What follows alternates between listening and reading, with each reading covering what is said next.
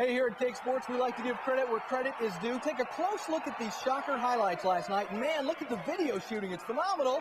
Just so you know, that is our sports intern, Greg Hutchinson. Over the last year, he has earned the nickname G-Money because he shoots sports like few others. The guy has a gift, and because of that, he's been hired by the news department. You know, we lose all our best people to news. G-Money, excellent job over the last year. It was all the fanfare of a 4th of July, cloaked in the comfortable warmth of spring.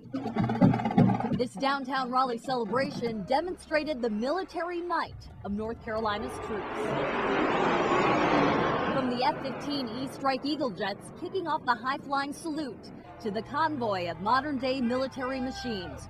But no unit in this parade would generate more applause than the men and women in uniform. I'm grateful that North Carolina appreciates the troops the way they do. Our state soldiers don't ask for thanks, which is why organizers say all the more reason to hold this salute to our troops, to honor every branch of the military and their families. It's good to see the support of civilians, even though we'd wish for more because it's hard for us to be military. I've been plenty of places and felt like there was no support at all.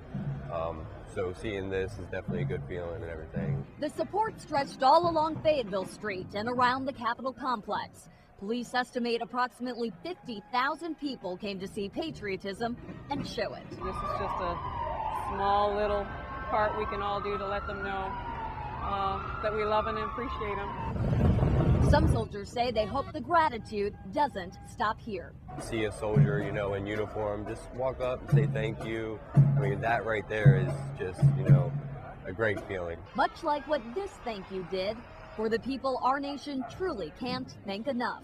Renee Chu, WRAL News, Raleigh.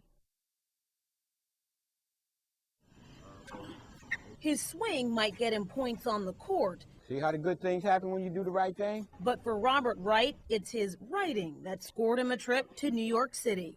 Speechless, I don't know. The 14-year-old was just one of 10 kids across the country to win an essay writing contest sponsored by the National Junior Tennis League. The assignment?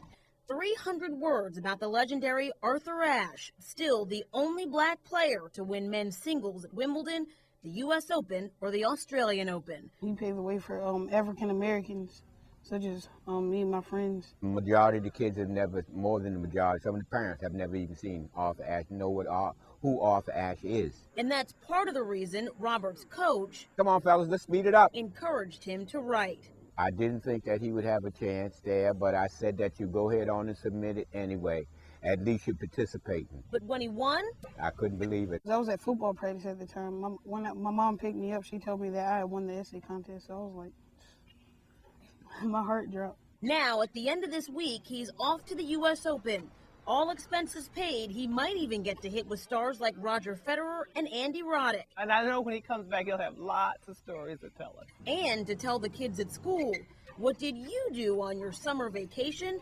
Robert Wright wrote and won. Erin Coleman, WRAL News, Raleigh.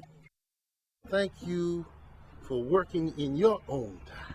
It took 9 long years to get here. This is the day that the Lord has made. But the people of St. Paul AME Zion Church finally have their own church home once again. We have members who are 85, 90, and 94 who know of no other church but St. Paul. When Hurricane Floyd flooded Tarboro in 1999, St. Paul was destroyed, and the church didn't have enough money to rebuild. We thought there was no light at the end of the tunnel, but look at what God has done for us.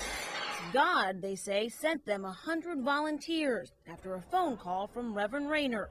Meshach's Carpenters is a faith-based disaster relief group who managed to build in 8 days what floodwaters took away.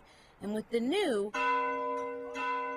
a reminder of the old, this bell was the only piece that survived from the original church. We welcome y'all to your new house of worship. They gave us a window. I can't help but cry. Oh my God. Thank you, God.